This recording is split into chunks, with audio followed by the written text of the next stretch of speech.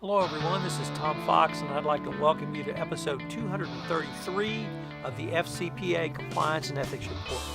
The FCPA Compliance and Ethics Report is sponsored by Advanced Compliance Solutions, your one-stop shop for all things FCPA compliance related. Today I have with me Allie Danziger. Allie is the CEO of a company called Integrate, and she wrote an article about working with millennials. And this is not something that I think gets a lot of play in the compliance space, but it's certainly something that we all need to consider because this will be the future of the workforce. So I asked her if she could come on and talk to us about it. The episode itself comes in at just over 18 minutes. I think you'll find it very informative, and she also talks about the work that Integrate does. I hope you enjoy it, and thank you very much for listening. Hello, everyone. This is Tom Fox. I'd like to welcome you to this episode of the FCPA Compliance and Ethics Report. Today I have with me Allie Danziger. Allie is a PR specialist with a company here in Houston called Integrate. And in addition to being a fellow Texas Longhorn, so hook 'em, she wrote an article in the Houston Business Journal that I found very interesting and actually very helpful from the compliance practitioner. So I called her up and asked her if she would come on the podcast and talk to us about the article and talk to us about what she does at Integrate, because I think the compliance practitioner could probably learn a lot from what you guys do. So with that somewhat long-winded introduction, welcome and thanks for taking the time to visit with me. Absolutely. Thank you so much for having me on today. So can I ask kind of what led you to write this article for the Houston Business Journal, and what were you trying to communicate with it? Yeah, so at Integrate, we have a lot of young employees. Everyone, actually, all 20 employees are under the age of 35. And so we definitely deal with a lot of first-time managers and teaching people how to manage their first set of employees. And so the Houston Business Journal is a great publication. It's very focused on working with the millennial generation. And so it just seems like a good article as it's something that we're talking about regularly. Our clients are talking to us about it regularly. And I just assumed that other business owners are probably having a lot of those same questions, concerns, and struggles, and also successes, because first-time managers are coming at it from a very fresh perspective, and so they can also teach you a lot.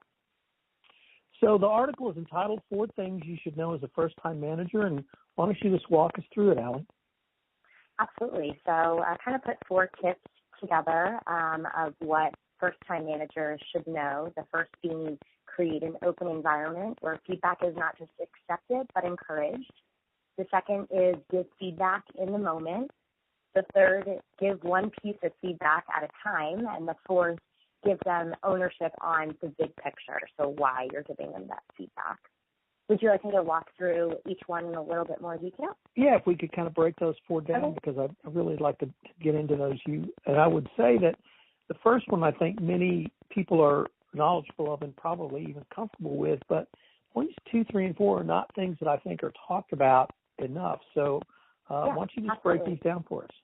Absolutely. So at Integrate here, we have a very open environment. When I have new employees come on board, it sometimes takes a little bit of time for them to get used to it. But to say that my door is always open and each manager's door is always open is an understatement, because we give feedback sometimes for not giving enough feedback, for not sharing enough of how they're working and how they're, I don't want to say feeling, but how things are going, and where I, as the owner of the company, or where a supervisor can improve. And that way it helps when you then are receiving the feedback as well.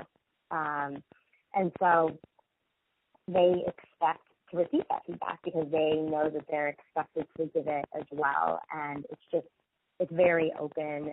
After every meeting, we have a 5-minute sit down to talk through what each person could have done better in that meeting, as well as what we need to do next steps for the client or whatnot moving forward. Then the second Could I piece of stop you feedback, there? Because one of the, I'm not sure criticism is a fair word, but certainly one of the critiques of the millennial generation is that this need for constant feedback. And when this sort of critique first was aired in print, it really tended to be, I thought, more of a criticism. But now when I hear people talk about it, this is your workforce. And you need to, Mr. Mature, Mr. Baby Boomer like I am, Mr. Gen Xer or Ms. Gen Xer, you need to really think about the people you're working with and what their expectations are. So I see this point really addressing that directly, yet addressing it in a very positive way. Well, and business owners or whoever need to understand that if you are going to hire millennials, that is the workforce, and that is what they need. And so sometimes you do just have to adapt to their needs. But at the same time, you have the opportunity to further shape your employee and further shape your team, because here we are, how lucky that they're asking for, how would you like me to best work with you, or how would you like me to best do my job? We've never really had that in the workforce before, where people are, more independent and wanting to do things the way that they felt was the best way, where, hey, if you have someone who's saying, please tell me how I can perform better, it only works that much better for the manager who has that opportunity to give that feedback. That's a great point. So feedback in the moment. Yeah, so otherwise, if you're not giving that feedback in the moment, it does just have the opportunity to boil up and become a lot bigger than it needed to be if you were frustrated with a team member of how they handled something in a meeting, or that they didn't get something back to you on time or at the deadline that you had originally requested. Rather than just punching that up and storing it away for maybe a review at the end of the year or a once-a-month meeting, it's so much better for them to experience in that moment, okay, this affected my supervisor because X, Y, and Z, and rather than letting it build up in the supervisor's mind, because then it just becomes so much worse than it ever intended or needed to be necessarily, and then also in the employee who is getting that feedback, they can correct it much better when they understand it. Okay, this time when I was late on this deadline, that was unacceptable. And then if I didn't give you that feedback now, then next week you may think that you can get away with that again and again and again. And we haven't corrected it until it's gotten then a lot worse than it ever needed to. And it might even rise to more than I can get away with it. That's the expectation here. Right. Yes. So, excellent. And then give one piece of feedback at a time. So we're all doing a million things in every job, but definitely in the PR world. And if you came to me and told me 10 different things that I was doing wrong, it's the same idea of giving feedback in the moment, but it just feels a lot bigger than it needed to feel. It will feel more attacked, and I can't address all 10 of those items immediately. It would be much better if over the course of, let's say, 10 or 15 days, you gave me those 10 different constructive things that I could have done better. And as we talk about each of those items, it is possible that you would then address some of those other items, or you would self-correct some of those other items that could come up down the road. And number 4, the big picture.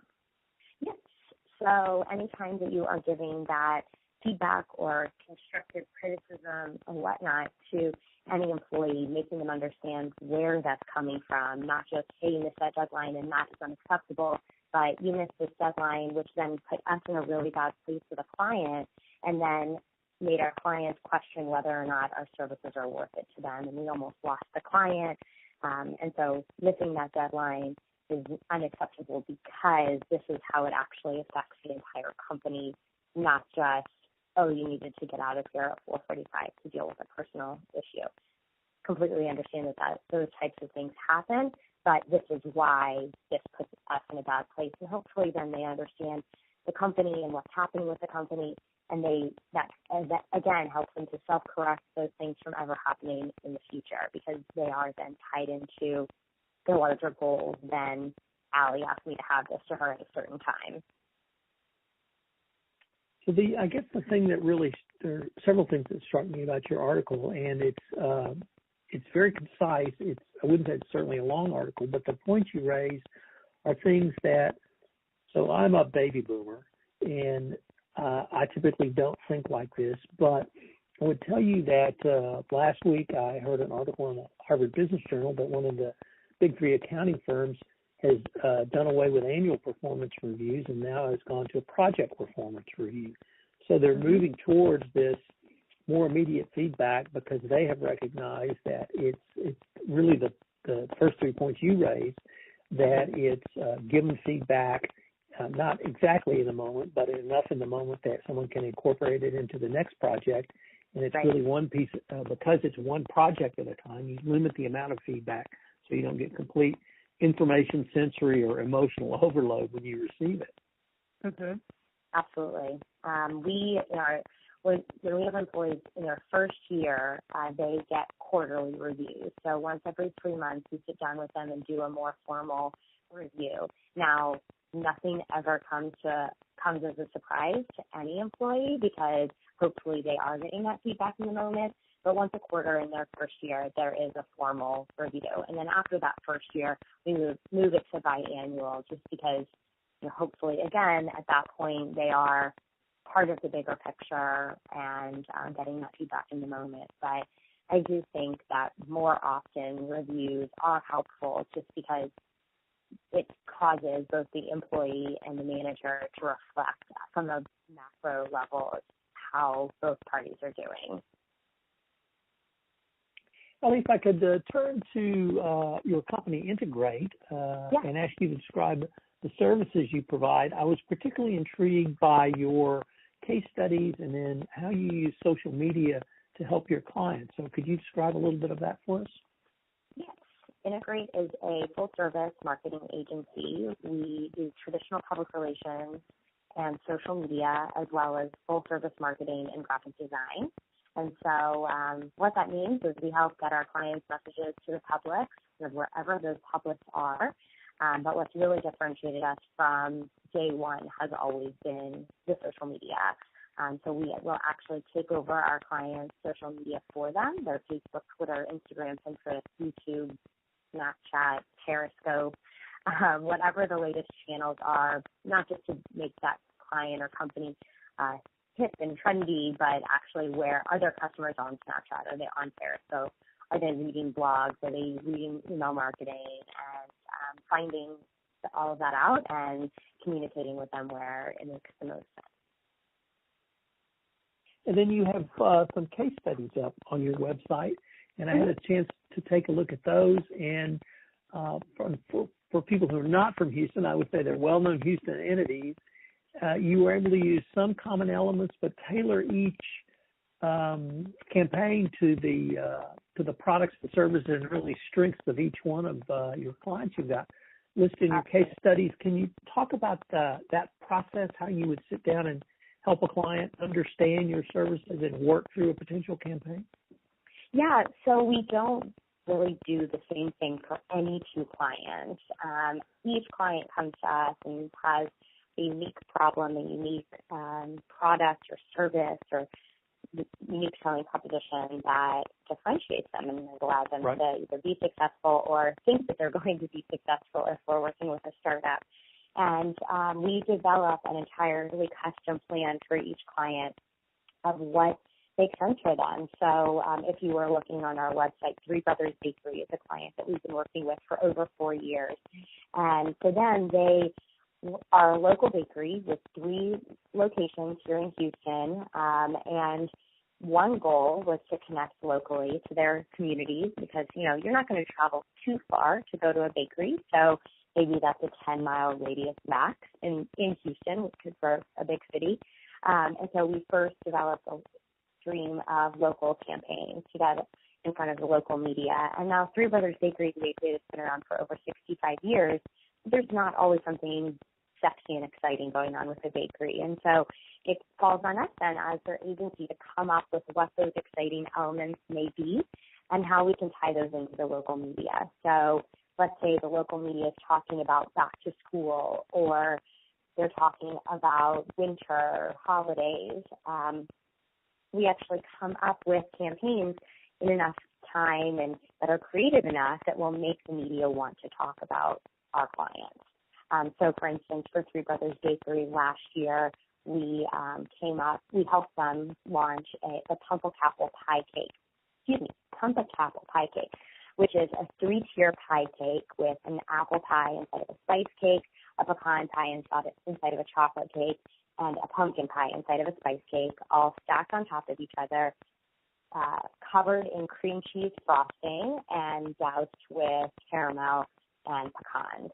So as you can imagine, a very decadent dessert. Each slice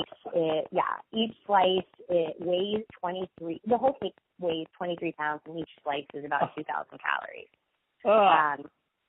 So that definitely had a wow factor to it. We got a lot of local coverage for it, and then because of our social media presence, we were able to get it with the with Food Network. Food Network then posted it on their social media platforms, and from there, Saturday Night Live picked it up.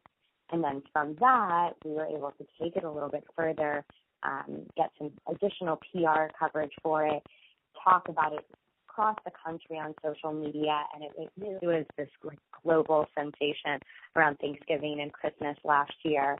And we've been able to spread it even further this year. So that's kind of an idea of, okay, the bakery, they sell treats around the holidays just like every other bakery does, but we were able to really spread it that much further and get them some global attention and awareness. It was on the Today Show, it was on CNN, it was on Good Morning America, from just doing something a little bit differently, and then also utilizing social media to talk to the people that were excited from seeing it on Saturday Night Live and Food Network. You know, I really just listening to you walk me through that, I see so many implications for my world of FCPA compliance and for the compliance practitioner who is struggling with a way to get his message to his customers who are his own internal employees, and utilizing all, or perhaps not all, but certainly some of the tools that you guys are using for your corporate campaigns. It's just amazing to me, not only the tools that are available, but the same way you think through a campaign. So with that, I was wondering, unfortunately we're at the end of our time, but if someone wanted to get in touch with you about anything you've raised today, or find out more about Integrate, or perhaps even learn a lesson or two about how to be a first-time manager, could they contact you? And if so, how would they do that? Absolutely. That would be great. Our website is integrateagency.com. That's INTEGRATE, agency.com. And then on all social media platforms, you can find us at Integrate Team. That's INTEGRATE, Team, TEAM. And we're on Facebook, Twitter, Instagram, Pinterest, YouTube, everywhere you can imagine. We're there. So I would love to connect with any and all of your listeners, answer any questions about being a first-time manager or working with millennials, or, of course, how we can help with PR, social media, marketing, any of that. Well, Allie, I can't thank you enough for taking the time to visit with me. You've given me a lot to think about, and hopefully my listeners will also have a lot to think about. Great. Thank you so much. All right. Thanks. All right. Have a good rest of your day. Bye. Hello, everyone. This is Tom Fox. I'd like to thank you for listening to this episode of the FCPA Compliance and Ethics Report. I had previously announced the opening of registration for my March FCPA Masterclass in New York City. It will be March 7th and 8th at the offices of the Merrill Corporation. If you have any interest in learning about the nuts and bolts of compliance, this is the class for you. It is an incredibly detailed, focused workshop on all things FCPA compliance related. So if you have any questions, give me a shout at tfox@tfoxlaw.com, or you can go to my website, advancedcompliancesol.com, for more information. Thank you very much for listening.